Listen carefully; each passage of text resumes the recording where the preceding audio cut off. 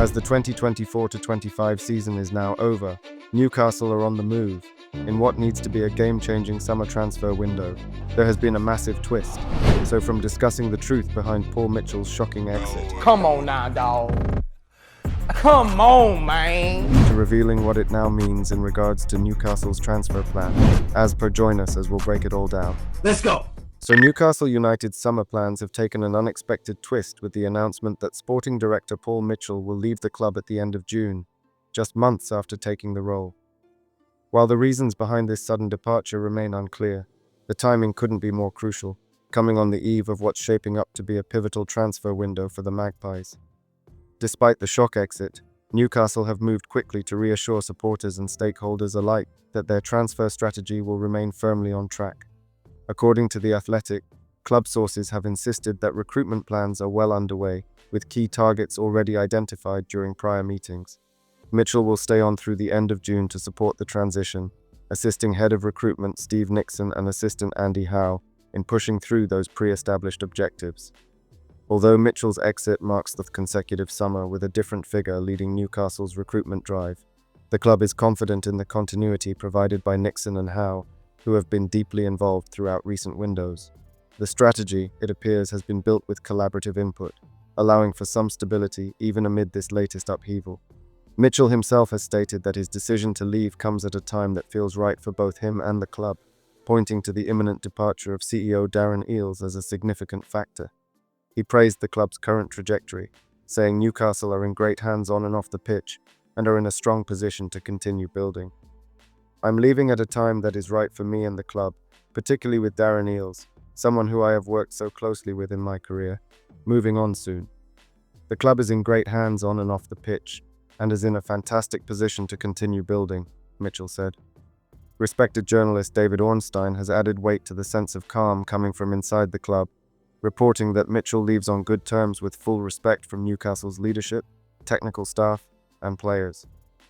Ornstein also confirmed that Mitchell's departure is not expected to disrupt the club's summer recruitment efforts. While this change at the top naturally invites questions, Newcastle's firm messaging and clear contingency planning suggest that their ambitious summer window remains firmly on course. With the groundwork laid and the transfer market now open, the club must now ensure that their strong intentions are matched by equally decisive action in the weeks ahead. But for me, Paul Mitchell's stint at Newcastle United may have been brief, but it wasn't without its highlights. While the lack of major first-team signings across 2 windows raised eyebrows, he did pull off a couple of clever coups in the youth market. Securing highly rated youngsters, Vakhtang Salia and Antonio Cordero, especially amid competition from top European clubs, showed his eye for long-term talent.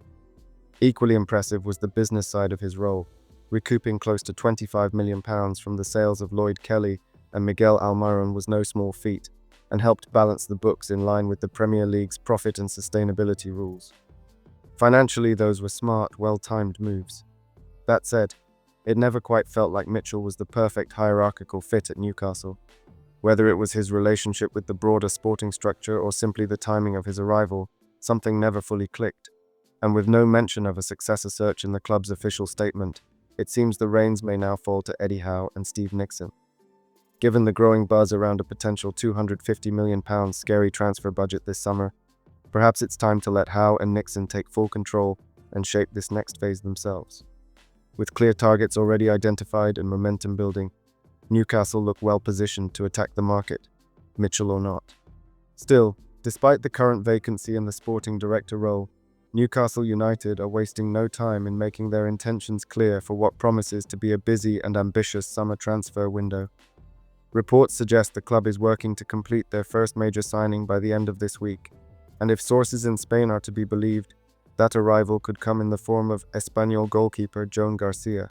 Spanish journalist Roberto Melendon claims that Garcia has given the green light to a move to Tyneside, with negotiations now underway between the players' representatives and Newcastle United.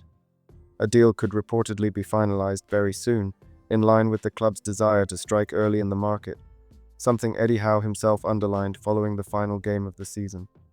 Writing on X, Melendon said, "Key hours, Joan Garcia approves Newcastle, now agent and club negotiate. It could become official in the next few days." Garcia, who has a £21 million, €25 million, release clause in his Espanyol contract, has been one of the standout performers in La Liga this season, playing a vital role in the club's survival. Speaking to Spanish outlet Esport 3, the 24-year-old hinted that a move may be imminent, stating, "It would be nice to play against Espanyol. These things can happen.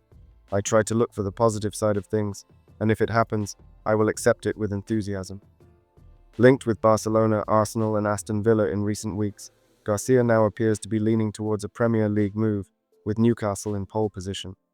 Barcelona were thought to be close to securing his signature, reportedly planning to loan him back to Espanyol for a season before integrating him into Hansi Flick's squad. However, journalist Mateo Moreto recently reported that Garcia has reservations about that plan and has informed Espanyol of his preference for a Premier League switch. However, Garcia has refused to rule out a move to Catalonia and is calm about his future as he continues to keep his options open. Speaking to Spanish news outlet Totgira on the latest transfer speculation, Garcia said, "At the end of the day, in football, news is coming out all the time. Things are coming out. Until things become a reality, it's not always the truth. But anyway, as I'm telling you, I'm very calm. Whatever needs to be decided, I'll definitely think about it a lot with my people and choose what will be best for me. I'm sure it will be like that." Garcia played a pivotal role in helping Espanyol avoid relegation from La Liga and climb to 14 in the table in the 2024-25 season, keeping 8 clean sheets and making more saves, with 148, than any other goalkeeper across 38 league appearances. If Garcia does arrive on Tyneside, it could have significant implications for the current goalkeeper situation at the club. Nick Pope remains Newcastle's number 1, while James Trafford has been widely linked with a move from Burnley and was previously expected to compete with Pope before taking over the role in the long term. Garcia's signing, however, would indicate a shift in that strategy. At 24, and already proven in a top European league, he would be arriving with the expectation of competing for, or claiming, the starting spot immediately. This pursuit of Garcia highlights Newcastle's evolving transfer approach, targeting players who are both ready to contribute and capable of growing into long-term assets. Despite not having a sporting director officially in place, the club's recruitment team is showing urgency and clarity in its decision-making. Should Garcia sign in the coming days, it would mark a statement of intent and potentially set the tone for an exciting window ahead. Then, after an impressive season with Ipswich Town, Liam Delap has emerged as one of the most sought-after young talents ahead of the summer transfer window.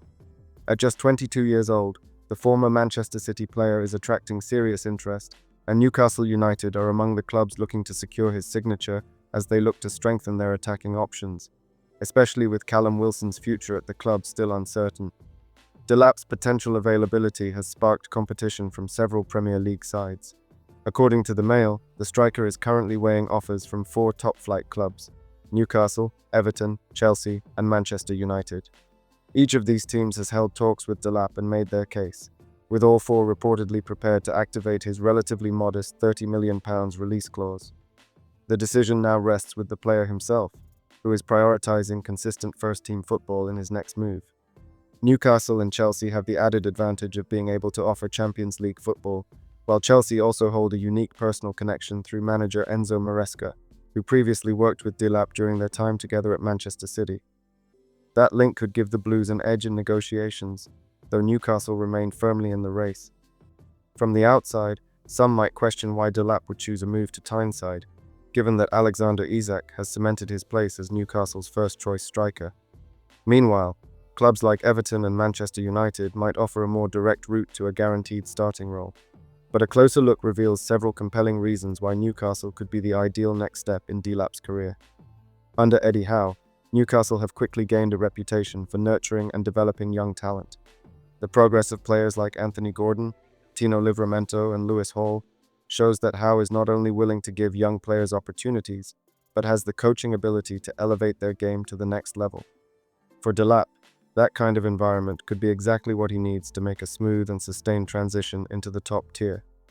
Furthermore, Newcastle's packed fixture list, including 2 domestic cup competitions and a Champions League campaign expected to involve at least 8 matches, means squad rotation will be essential. Delap would have no shortage of chances to impress and establish himself in the first team, even if Isak remains the primary option up front. In fact, learning alongside a player of Isak's quality rather than being thrust immediately into the spotlight, could work in Delap's favor as he adapts to life at a top Premier League club. The expectations and pressure at clubs like Chelsea or Manchester United are immense, and new signings are often judged harshly from day one.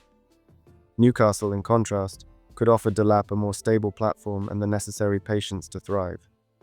With the club's long-term project, top-level infrastructure, and an ambitious but grounded manager in Eddie Howe, Delap might see Newcastle as the place to truly fulfill his potential, not just immediately, but for years to come.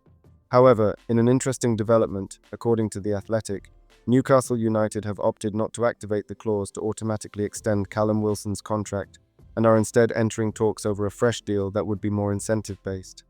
Wilson, whose current contract, signed in 2023, expires at the end of June, is now weighing up whether to remain at St James's Park or explore a move elsewhere. Since arriving from Bournemouth in 2020, the 33-year-old has made 129 appearances for the Magpies, becoming a popular figure both on and off the pitch. However, this past season has seen Wilson operate primarily in a backup role to Alexander Isak, who enjoyed a stellar campaign with 23 Premier League goals and 27 in all competitions. In contrast, Wilson failed to score in his 18 league appearances, though he still managed 9 goals across 20 games in total. That follows his impressive haul of 18 league goals the season prior, which was instrumental in securing Newcastle's Champions League qualification. Sunday's home defeat to Everton may have marked an emotional farewell for the striker. Brought on in the second half, Wilson was seen taking a solo lap of the pitch at full time, receiving applause and chants from the home fans, a gesture that didn't go unnoticed. Eddie Howe addressed the situation post-match, praising Wilson's character and legacy at the club. "Callum is and has been just an incredible footballer for Newcastle," Howe said. "He came here and was the number 9 at a very difficult moment for the club. He brought hope. He's led the line with professionalism and bravery. He's a leader in the dressing room and still has a great relationship with the fans. Let's see what happens." Wilson's 2024-25 season was disrupted by injuries, missing the first 14 matches due to hamstring and back issues. He only returned to the squad in November and played a limited role for the rest of the campaign. Notably, he made a late substitute appearance in the Carabao Cup final win over Liverpool in March, a historic night that ended the club's 70-year wait for a major trophy.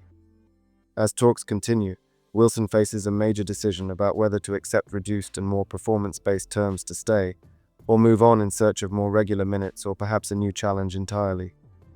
Either way, his contribution to Newcastle's recent rise under Eddie Howe will not be forgotten easily. But if you want to uncover the dark truth about Callum Wilson that you haven't heard before, click the video link on the screen now.